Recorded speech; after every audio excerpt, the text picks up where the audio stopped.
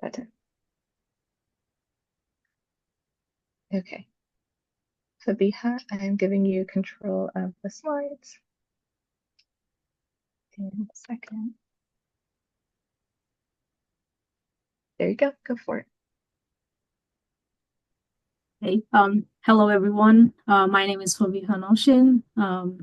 I'm currently a PhD candidate in electrical engineering at Virginia Tech, and today I'm excited to talk about my research on how I'm working on making machines smarter by building them to think more like humans, the human brain, one neuron at a time, combining high performance computing with a unique approach called neuromorphic design. So I want to start by taking a look at our human brain itself. So you can see a picture of a biological neuron on top, and um, the biological neuron is a single tiny cell that can fire off signals to thousands of other neurons in a fraction of a second. And now together, billions of these neurons work together in our brain to do a lot of complex tasks, starting from like recognition to like decision making to even creativity using like very small energy. Now, compared to that, we have the traditional computer architecture, which relies on the von Neumann architecture, where you have the memory unit and the computing unit separated from each other. And there's a lot of like data shuttling back and forth. And while this can be powerful, it is very energy intensive and it's not at all ideal when you're trying to do complex tasks. So my research essentially focuses on something called neuromorphic computing, which is a branch of computing a little bit different from the von Neumann architecture in a way that it kind of mimics the human brain itself. So you can see an animation of the spiking neuron, and how what we do is we use CMOS technology and model these neuron behavior in electronic circuits. So what we do is we, in a very high level, we use the capacitor charging and discharging technique and the threshold level to fire these spiking signals similar to how our brain works. And then we use a combination of MOSFETs to control like the discharging time, the reset, and so on. And we also use something called like memristors to kind of mimic the synaptic connectivity in our brain. So that's how we kind of achieve similar like parallel processing, which is a little bit different from the von Neumann architecture. And with the high performance driven neuromorphic computing, we can essentially refine our designs to have incredible precision and accuracy and mimic these biological neurons. So here I have a picture of a neuromorphic chip that I designed. And imagine this chip is incorporated in a self-driving car, which is deployed on an edge device. And by edge, I mean it's not connected to the any server or the internet. And just like our human brains, with the use of this neuromorphic chip and the parallel processing capability, it can see and react to the surroundings, just like identifying humans, vehicles, or any obstacles, and then make decisions real time.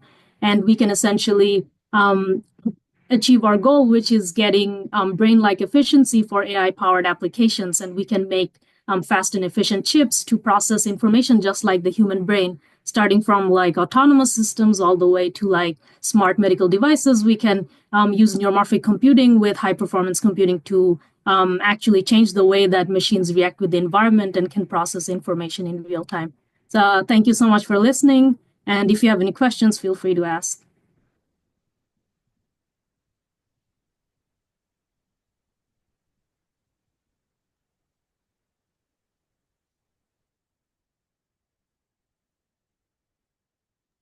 Grace, I think I saw your hand first if you have a question.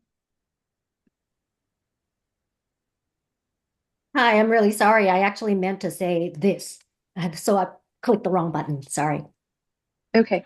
But Grace did just put in the chat that please keep in mind during the talks that we are going to have a vote for the favorite talk at the end. And we'll put up that voting link at the end of all the talks. Eric, did you have a question? Yeah, so this is very interesting. I was just curious, does the word efficient relate to the power being used, or because one of the things is just the great difference in power that the brain uses versus these regular HPC chips we're used to seeing. Does any of your research address this power thing, or are there, you know, yeah, that's my question. Is there anything related to the power, or are these already very low power things going on? That's my question. Oh, so the way we like design these chips is like making it specialized for like a certain task. So the picture of the chip that I have here is for um, image or digit recognition, and then we do we do the power comparison with like traditional, I guess, computer architecture in a way that it can consume much less power because it's like processing parallelly, and also like the way that our brain processes information, so the neuron only like stays active whenever there's like an input signal activating the neuron. So yeah. Thank you. Okay, I think I saw Priyanka raise a hand. Yes. Excuse So I was just wondering about its application in the life sciences and biomedicine. Mm-hmm. Could you please tell me how it will be applied in the life sciences or medical? You mentioned medical, so. Yeah, so right now, like we focused on like applications like image or like digit recognition, and also like you can deploy them like self-driving cars. But I know um, you can also explore applications like identifying like ECG signals. You can explore like that domain, like if you want to do like some time series analysis, or some AI applications that can, I guess, identify different diseases, or just can classify like different categories. So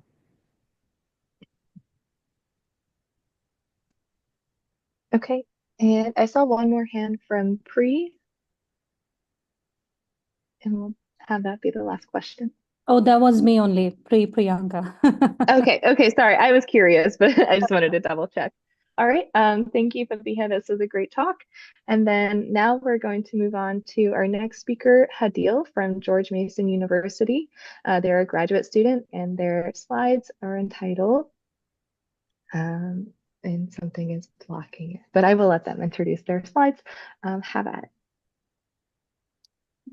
Hello, everyone. So I'll be presenting my actual proposed AI research project that I received a fellowship award for, instead of presenting completed work, and it's still in its early stages. So let me ask you, what would it feel like if you wake up every morning with back pain so severe you can't tie your shoes, or having migraines that make every light feel like a dagger? This is a reality for 1 in 5 adults living with chronic pain. When standard treatments fall short or offer only temporary relief, many turn to medications like opioids, beginning a journey that all too often leads to dependency. Current medical practice relies heavily on physical examinations and questionnaires, but chronic pain isn't just about what shows up on an X-ray or a tick box. It's about the mother who can't pick up her child, or the artist who can't hold his brush. The existing procedures and tools are great, but not sufficient to understand patients' lived experiences. Motivational interviewing, a counseling approach, could come in handy in helping patients elicit their experiences in their own words, which in turn leads to a more personalized diagnoses and treatments.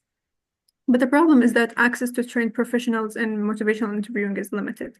And to address this limitation and scale access to care, we're building upon high-performance computing and recent breakthroughs in LLMs.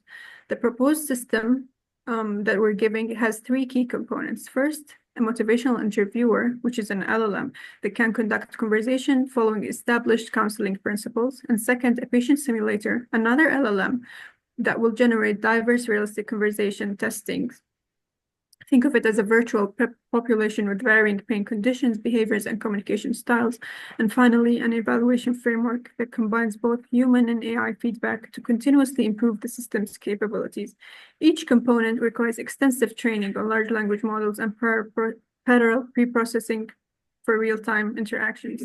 HPC is important in this context because it enables the large-scale training and deployment of large LLMs that can interpret the language of a motivational interview. By leveraging HPC, we can train LLMs faster and with higher accuracy, ensuring that both the motivational interviewing and the patient simulator can engage in thousands of conversations simultaneously for rigorous and robust testing. And finally, the evaluation framework depends on HPC to process real-time feedback from both human reviewers and AI, continually refining our model ability to capture each patient's unique experience. Remember that severe back pain I mentioned in the beginning? Our system will capture not just the physical symptom for that, but the full human story, how pain affects someone's work, family, and daily life. And doctors will gain insights beyond what physical examinations can show, leading to a more personalized treatment plans and reduced reliance on medications like opioids. isn't just about advancing technology, it's about ensuring every patient's story is heard, understood, and used to guide their path to recovery. Thank you. Great, thanks, Hadil. Are there any questions from the audience?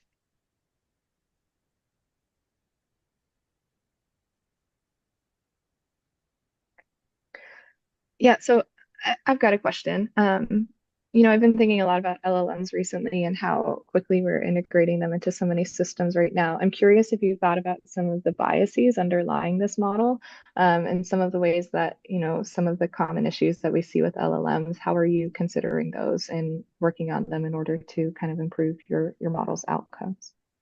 Yeah, that's a great question. That was actually one of the parts I had to answer for the proposal I submitted for my fellowship. And how I'm willing to address that is for the patient simulator, we're using All of Us research database, if you know it, and it's one of the largest medical databases in the US, and it contains a very diverse data for all patients from all races or ethnicities or all conditions, which is a great part of my project because it's essentially it promotes diversity and inclusion. And for the other side, which is the motivational interviewer, we're planning to train it on a large corpus of medical data. So our concern for bias was essentially in the patient simulator, and I think it's kind of, if we anchor it in real world, diverse real world data, it's kind of not solves the issue, but maybe brings us towards solving it. Thank you. Are there any more questions for Hadil? Okay, great. Well, thank you so much for your talk. And now we'll move on to our next presenter.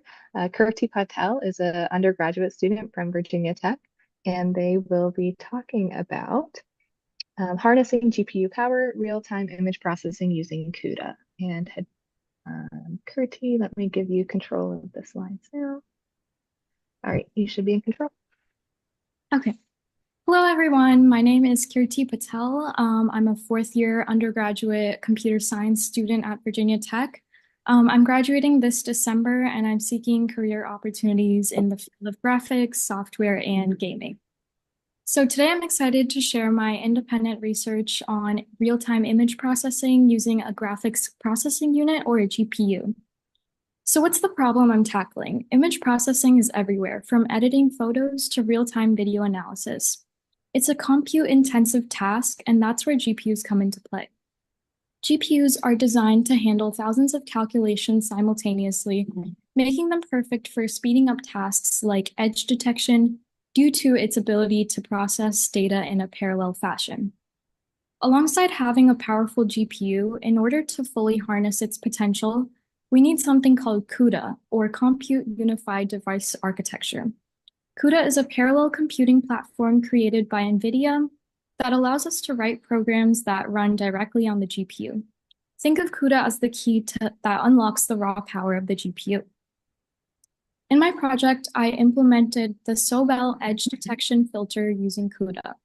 This algorithm highlights the edges of an image by detecting rapid changes in pixel intensity.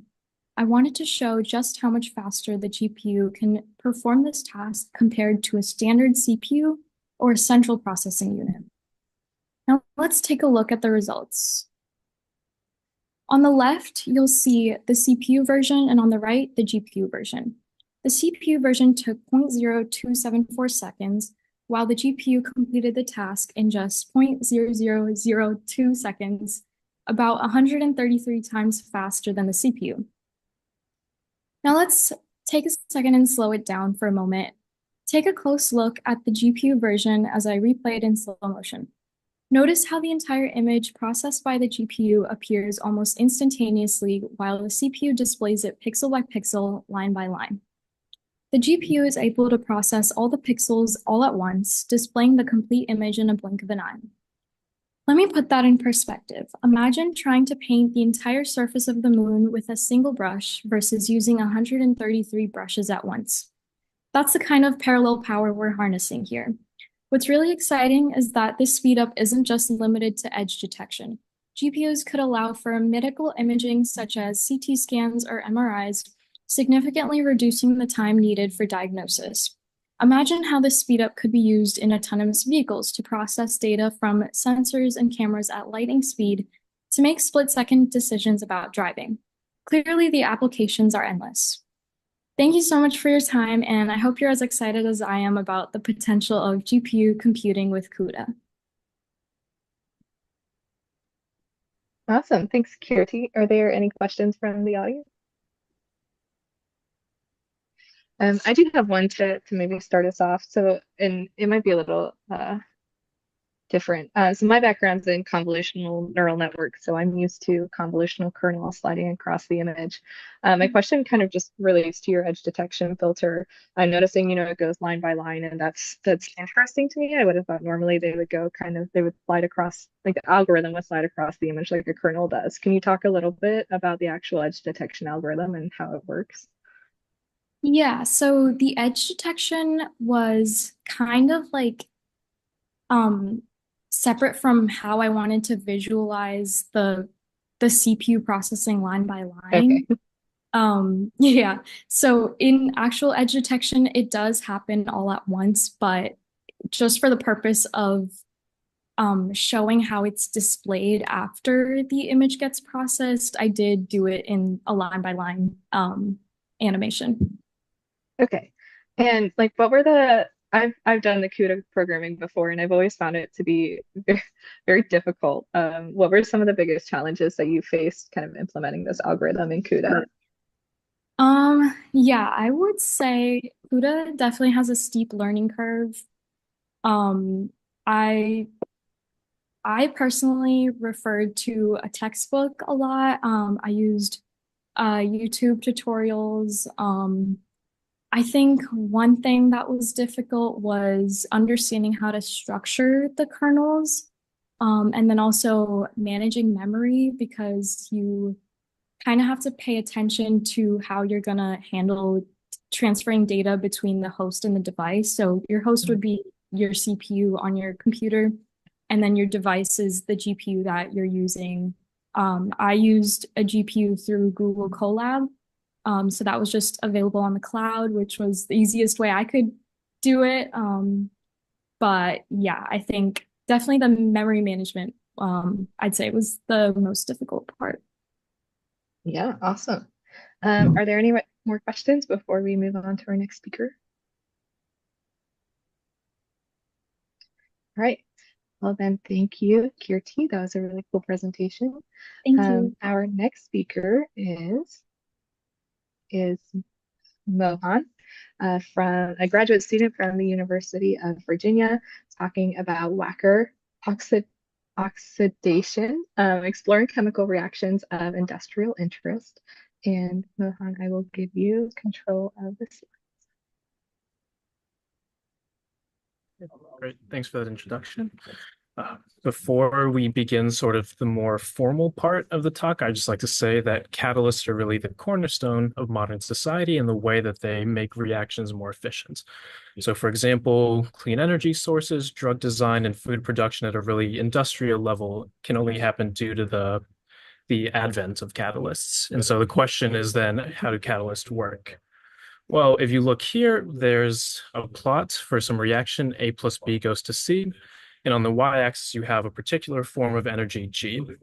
The most important parts are twofold. One is that the change in energy from products to reactants, this delta GP should be less than 0, so that you're decreasing the amount of total energy present.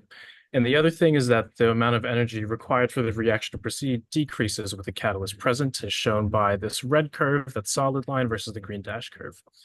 And so why do we care about this? Well, for Wacker oxidation, you have this reaction, C2H4 plus O goes to C2H4, and below you have rates as a function of time. And so for these blue squares, you have what's called 14 kPa of water, which you can think of as the amount of water in the system. And as you decrease it from 14 to 3, the rate also drops pretty dramatically. When you cycle back up from 3 to 14, the rate increases, and so we want to know why. This is the case because C2H4O, acetaldehyde, is a really key intermediate for these three fields: clean energy, drug design, and food production. So, oops. The first step is to actually enumerate what the catalysts look like. And so we know the catalyst is palladium, and there are possible molecules that can bond to palladium. So that's the first step. From there, we leverage UVA's high-performance computing clusters, Ravond and Afton, running this quantum mechanical code, VASP and Gaussian, with these structures to get, if you look at this third piece, these delta H's and delta S's. And so if you've taken a high school chemistry class or maybe college chemistry, this equation might look familiar. And from there, you find the minimum delta G's for a given temperature and amount of water in the system. And so the final thing, this phase diagram has the amount of water on the x-axis, temperature on the y-axis, and the colored regions denote the minimum free energy for a particular catalyst structure. So we see here at low water pressures, if you look at the region with this dashed line for 3 kPa, this gray region, there are 2 gray molecules present and 2 red. But if you increase the amount of water, the water pressure, it only has 1 gray molecule preferential and 3 red in this blue region. And this is consistent with the results we see because what these gray molecules basically do is gum up the catalyst rather than allowing for free adsorption, so bonding onto the palladium atom and desorption.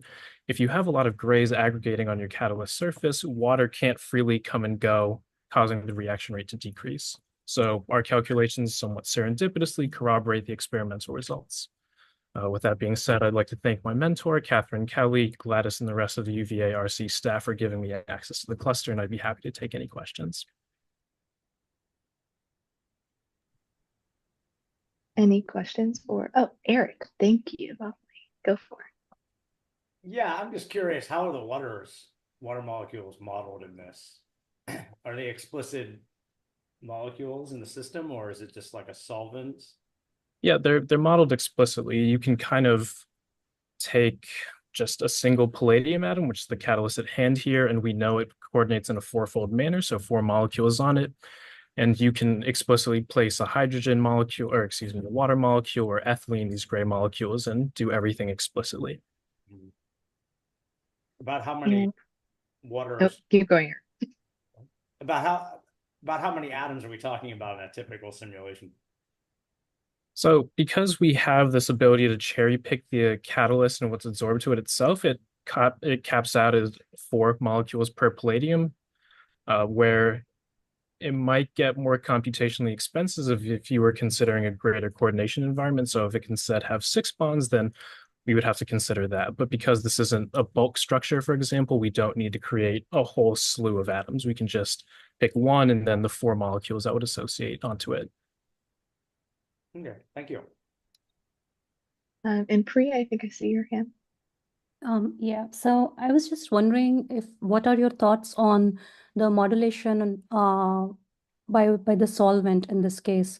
Do you think it will modulate the behavior? And if yes, then do you think that testing it with a different variety of solvents would be a good idea?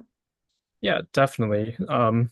So this reaction, Walker oxidation as a whole, there's really 2 subsets of catalysis. There's one where your catalyst is in the same phase as everything else, and there's one where the catalyst is in a different phase. So typically what we care about is things where they're in a different phase. It just makes industrial things easier because you can flow them. And so a big part of that moving from homogeneous to heterogeneous catalysts is finding appropriate solvents for the reaction to take place. So that is one thing our collaborators at Wisconsin, where this experimental data comes from, is actually looking at.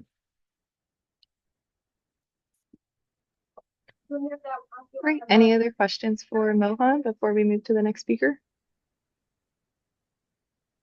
Okay, so then thank you, Mohan. I'm taking slide control and giving it to our next speaker, Rakshitha.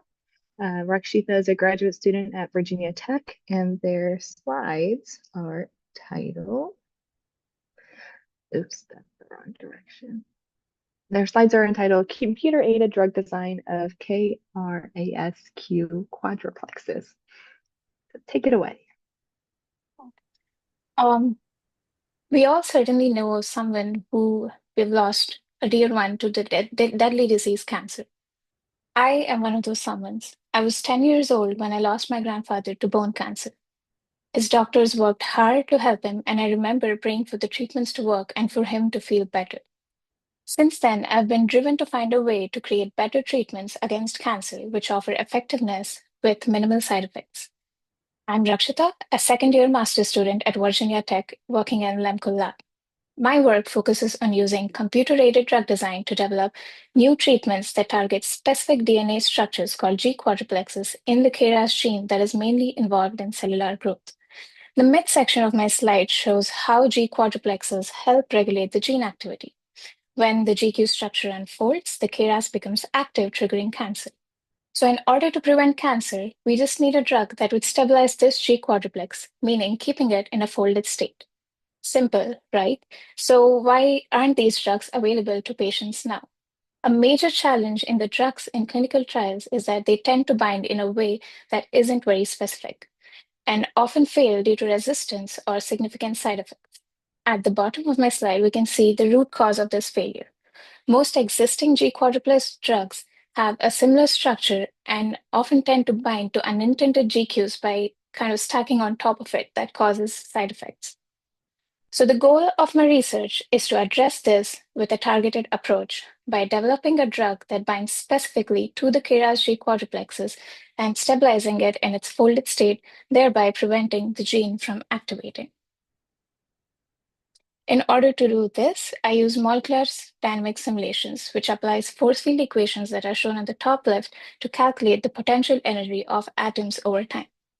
Then, using the Newton's second law of motion, we calculate the forces acting on each atom that lets us see how these molecules behave at an atomic level. To give you an idea of the complexity of these simulations, it requires millions of calculations every second. Even with using Virginia Tech's high-performance GPU computing, obtaining data for a single microsecond of molecular movement can take about 35 days. On the right, we can see the data from IMD simulations using HPC. It tells us that the core of the G quadruplex remains mostly stable, and the loop region is what changes. This loop region is a unique feature of the KRAS G quadruplex that will help us target it with specificity. If successful, my research would be an important step towards developing new drugs for cancers caused by KRAS mutations, and a meaningful step towards all of our someones fighting this disease. Thank you for listening. I am expecting to graduate in May of 2025, so please reach out to me if there are any job opportunities. And I'd also like to thank my mentor for offering her wonderful guidance throughout this process. Thank you.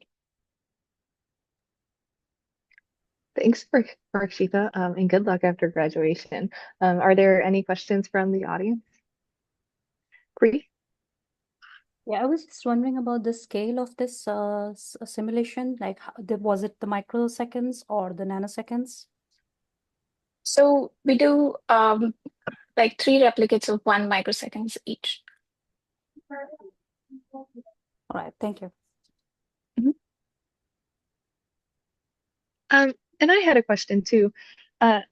It seems like this is like incredibly complex. You talk about how it takes 35 days to complete just like a millisecond-ish of this replicate. How practical is this in actual implementation, and what are some ways that maybe you or other people within the field are working to make this maybe more practical to actually implement in the long run? I think considering the challenge of getting these data from experiments in general, using this would be like our best bet to get more detailed information. So, and also using computer-aided drug design, we can do high throughput screening a lot more quicker in comparison to doing it experimentally. So in both ways, it is offering us better speed and also more accuracy in terms of the atomistic interactions happening. So Cool. Thanks. Are there any other questions for Rakshita? All right. Then our next speaker is Sherry, a graduate student at George Mason University, who will be talking about power plant air pollution and its harmful effects on pregnant women. So Sherry, let me give you control of the slides, and you're good to go. Hello everyone, I'm Sharon San. I go by Sherry. I'm a fourth year PhD candidate at George Mason University. I study air quality engineering. Today, my talk is about power plant air pollution, harmful effects on pregnant women. The story starts with Jean, a young woman in the final months of her pregnancy was eagerly awaiting the arrival of her new baby with her family. But one day, everything changed when she received this devastating news.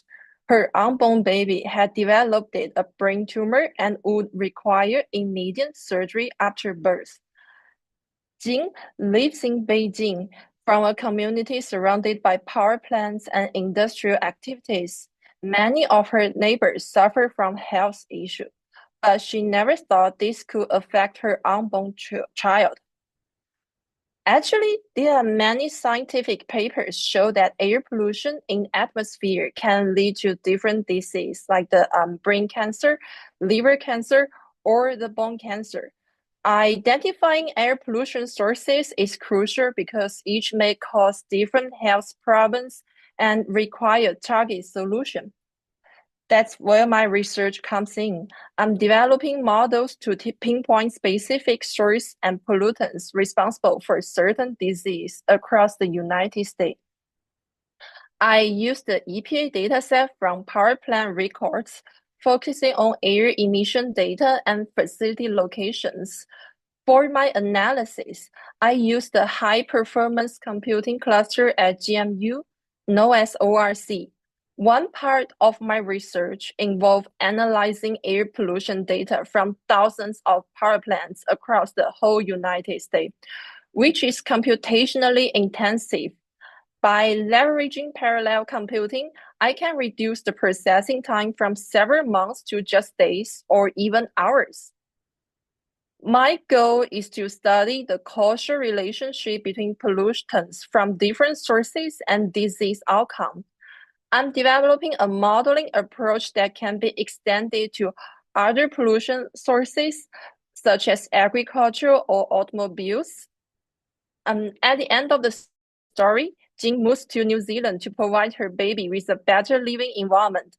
As for me, I hope that all pregnant women around the world can benefit from my research because everyone deserves clean air, no matter where they live. Thank you. That's my presentation. I'm here if you have any questions. Awesome. Thanks, Sherry. I have a question. I'm mostly a geospatial scientist, so I'm really interested in any type of like, I assume, all of this data is geocoded to some location. So I'm curious about any of the geospatial methods that you're using here, and really just like the modeling approach that you're taking to this. Um, like actually, like for answering your questions, like we have like this power plants data records from the EPA, and like we run like a statistical model called like inverse distance weight. So basically, like we can weight it like the air emissions by the distance between the source and the receptors, and to like estimate like the power plant air pollution, and we put like just like the all the numbers of facilities into our model and use like ORC to run it and get like the total power plants exposure. Cool, yeah. And you're I'm familiar with IDW. What made you choose that versus like a more advanced approach like kriging? Is it just a computational efficiency? That's one of like the that's one of the model we use, because like our goal is to like developing like a really easy model, for everyone who can apply it, and for comparing our like IDW results, we also use some like transported model, which included like the meteorology parameters and some chemical transformed model with more complexity, like chemical reaction in atmosphere. But like we just compare all the model we use and try to like prove that it's also like a way to use this just like IDW. So to give like more people even outside like the environmental engineer to have a chance to look at like the air pollution data. Cool, yeah, awesome. Are there any other questions for Sherry from the audience? All right. If there's nothing, that's not a chat. Okay. Thank you, Sherry. That was an awesome presentation. Taking your slide control, and I'm passing it to Samantha Rickwalder, who is an undergraduate student from James Madison University. And they'll be talking about James Madison University's DukeSat initiative. So, Samantha, I am giving you control of the slides, and you are good to go. Hi, I'm Samantha Rickwalder. I'm a sophomore at James Madison University, studying both integrated science and technology and intelligence analysis. The project I'm here to discuss today is JMU's CubeSat initiative. Foundationally, we are working to design, develop, test, and launch a constellation of CUBE satellites into low Earth orbit to test the first implementation of a space-based mesh network using radio technologies. CubeSats, a 10 centimeter by 10 centimeter satellite, are a cost-effective means of accessing space to collect data that support a wide range of missions from Earth sensing to orbital space science. The use of HPC for data analysis will be discussed in the next slide.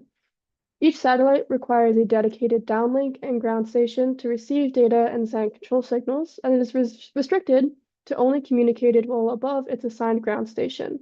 Creating a local mesh network in space would allow for two things. First, each satellite would no longer need an onboard space-to-ground communication system, freeing up internal real estate and power. Second, access to this low-orbit mesh network would provide satellite users with regular and consistent opportunities to access collected data to provide better command and control. Our final outcomes consist of two goals: NASA's CubeSat launch initiative, the opportunity for our very own satellites to be tossed out of a spaceship and collect data in orbit for 2 years. Our second goal is to put our customizable product onto the market for clients to use, allowing for clients to collect and monitor air quality, animal migration, and more. Here's where the high-performance computing comes in. As you can imagine, this level of data collection is extensive. Based on the needs of our client, HPCs can be utilized in different ways. For simulations such as orbital mechanics, thermal modeling, and structural analysis, for processing large volumes of satellite images for Earth observation or space research, analyzing data from onboard sensors such as temperature, radiation, magnetic field, and etc., for parallel processing and containerization using Docker or Singularity for optimization, for message passing interface for enhancing distributed computing, and for libraries like GDAL or Rasterio for geospatial data processing. With CubeSat, the sky's the limit. Thank you for the opportunity to discuss this project with you, and now I'll open the floor to any questions that you may have. Great, thanks. Sorry about the slide click. That was my fault. You're Are good. there any questions for Samantha from the audience? Okay, I have a short question, and it's more of a clarifying one. So I work with satellite imagery really often. Is this meant to kind of connect satellites that are in space, or is this meant to actually produce satellite imagery? So it can do both. So CubeSats, there are many different ways that you can utilize them. There are like the 1 unit by 1 unit, which are just like the single unit, 10 centimeter by 10 centimeter, but they can be combined into 2, 6, 12 units. And these satellites can be used to both connect between each other for its own personal use, or it can be used to connect customer satellite as well. So it can be used as both kind of like the middleman process and its own data collection and then mesh network. Yeah, that's so cool. What got you into this research in the first place? So I actually had no idea what I was getting into when I was first involved. My faculty advisor, Jonathan Spindell, picked me up 2 weeks into my freshman year and was like, "Are you free on Fridays?" And so I joined. I had no knowledge of radio or satellites or anything like that, but I've stuck on board and I've learned a lot, and it's become a great interest of mine. Great, thanks. This is really cool. I see Bree has another question. Yeah, thank you. Very interesting. So I'm not from this field, so I was just wondering about what is the size of the data that you are usually dealing with in this type of work? So it really depends on what data that you want to collect. There is a multitude of opportunities. There is going to be a huge amount of data because these satellites are in orbit for so long. And typically once the CubeSat is over the ground station, it has to submit that data, and that is a large quantity of data to submit in a short period of time. So connecting these satellites together will allow for continuous data reception, allowing for kind of smaller packages of data to be sent between.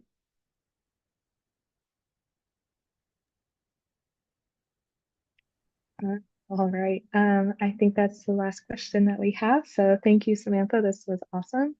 Of course, I'm thank you going so to take much. back, you're welcome, your slide control and pass it to Cherie, our last speaker. Cherie is an undergraduate student at Virginia Tech who will be talking today about accessibility in aircraft for neurodegenerative persons. Cherie, it's all yours.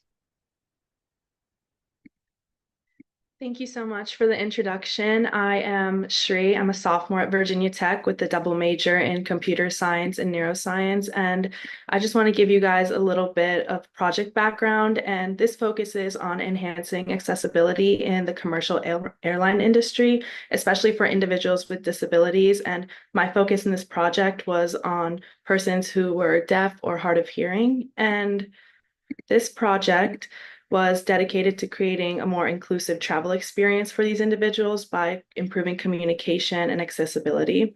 So in this project, we worked exclusively with Boeing on doing this since they were such a large manufacturing company, and we had their advisors evaluate our data and proposals. And as you can see here, our methodology was structured and very multifaceted and included researching the culture and language of the deaf and hard of hearing community.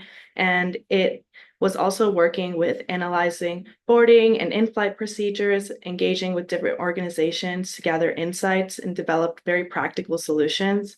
And we also conducted data analysis to visualize our key findings and performing task analysis to identify specific areas where accessibility can be improved in the airport environment. So a core component of our solution involved hearing loop technology, and this technology uses magnetic fields to transmit sound directly to hearing aids. And we found that a majority of people who were deaf or hard of hearing wore hearing aids, which is why we went with this solution. And the T-coil technology is almost like a spring, and it provides clearer sound and reduces background noise.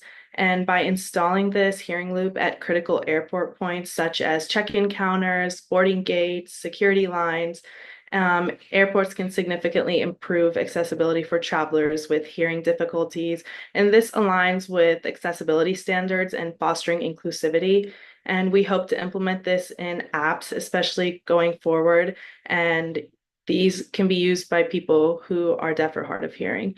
And this research has already made strides in defining key terminologies and understanding the unique challenges that are faced by passengers with disabilities and proposing targeted recommendations for a more accessible traveling experience. I believe this project really bridges an important gap between needs and technology-driven solutions. And I'm excited to see how these findings can contribute to real-world improvements in air travel accessibility. And thank you all so much for your time, and I look forward to connecting with those who share a passion for making impactful changes through accessible technology. And at this time, I can take any questions. Awesome. Thanks, Cherie. Are there any questions? Oh, yes. From Caitlin. Go for it.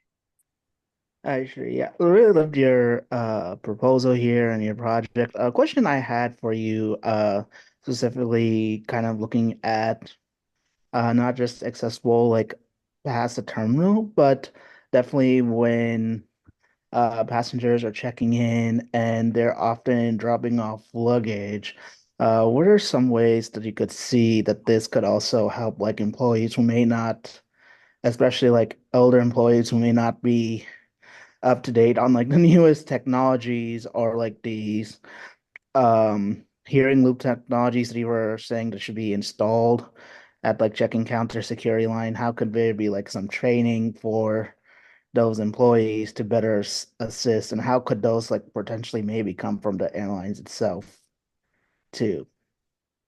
That's a really great question. So there would be definitely a learning curve for this, especially because it's a newer technology, and we would really have to go based airline to airline because each airline has different policies. So I think like the best way to approach this would to be installing these only at like the airline counters that have employees trained, and then build upon that, and hopefully those employees can like spread the word, and we're able to improve on that technology, especially with the apps and different technologies like that. And that would really be the way to kind of integrate this into the thing, and just to make sure everyone is kind of aware of what is happening through pamphlets, maybe even like airport security and all of that. So just to have each like portion of moving through the airport be aware of what was happening.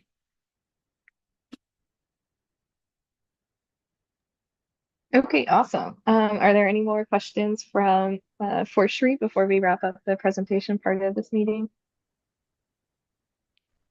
Okay, thank you to all of our presenters. I think these were some really awesome and interesting talks.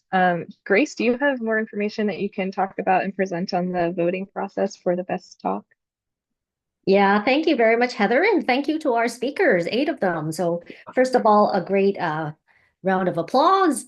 Now, the voting process is online, so I'm going to put something on the chat.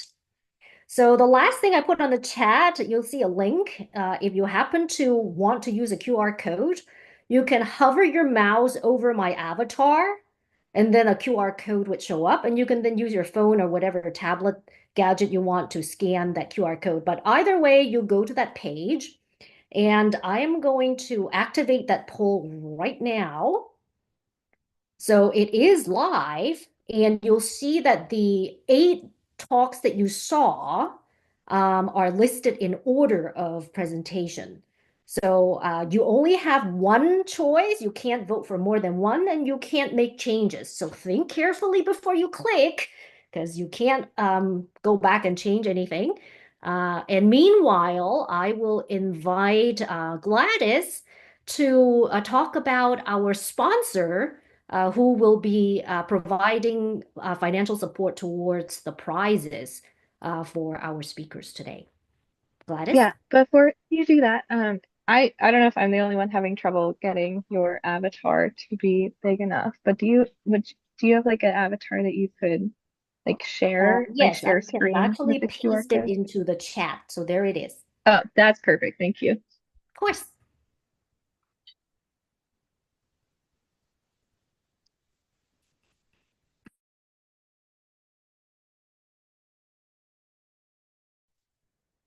Hi, can you guys hear me?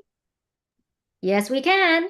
Yeah, thank you. First, I just want to say, congratulations to all the speakers. I am just, catching up with all of them. We look at their presentations, their PDF, what they were going to talk about, their abstracts, and I just, so impressed and so pleased to see, so many of the students and the great research that they're doing. And I just want to say, kudos to all of you. Thank you so much for choosing Virginia Women and HPC and to participate with us. Doing lightning talk for the students is something that we want to continue to do at least twice a year. So if your experience has been good so far, I will highly recommend that you go and share with other students. Virginia Women and HPC really wants to create a space where our students can actually come and share, the awesome research that you guys are doing. And with that, today we have CAS, which is the Coalition for Academic Scientific Computing, is going to be one of our sponsors. It's going to be helping us with the prizes that we're going to give away today to the first, second, and third place for best presentation. I'm going to add right now the link of the organization. And I think that we had, is Mohan here with us still today? Yep, still here. Mohan, if you could speak a little bit about who your mentor was this time around, it would be really fantastic. Yeah, so my mentor was Catherine Kelly. Let me find her actual bio.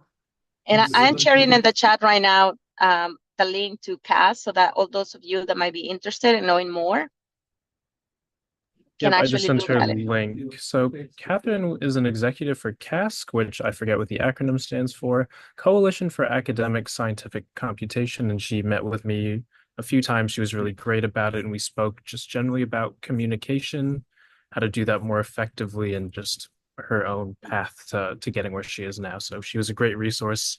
Highly recommend everyone reach out to her and speak with her if they have any questions about CASC or just computation in general.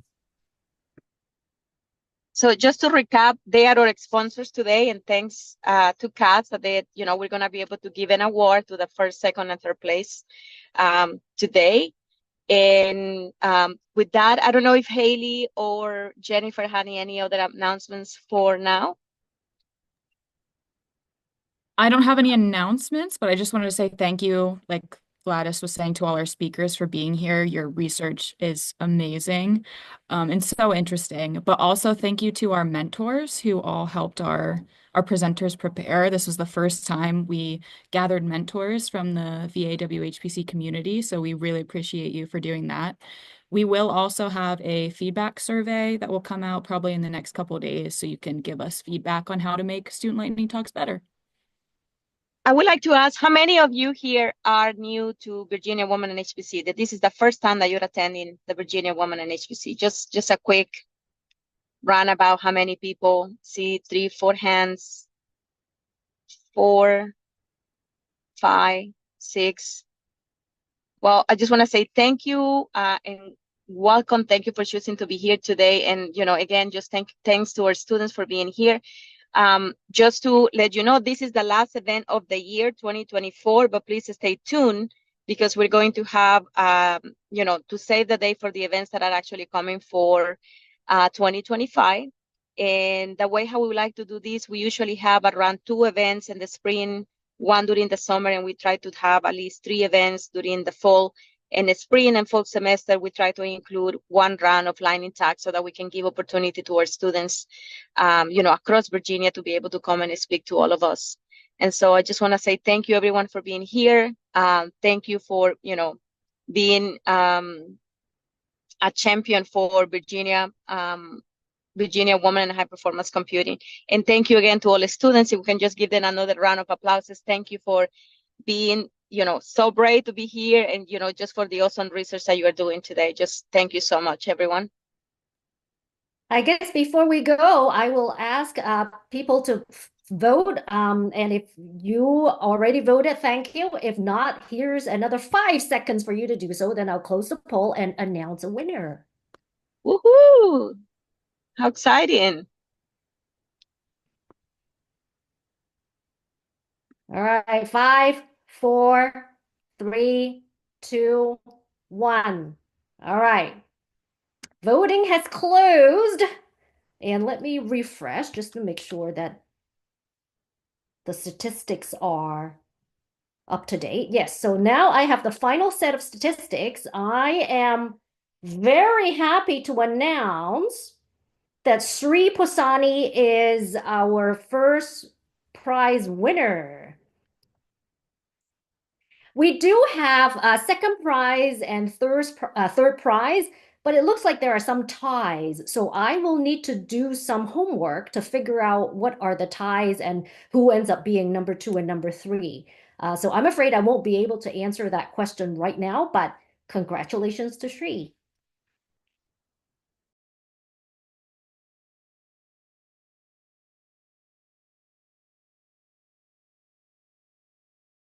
Anything else from anyone else?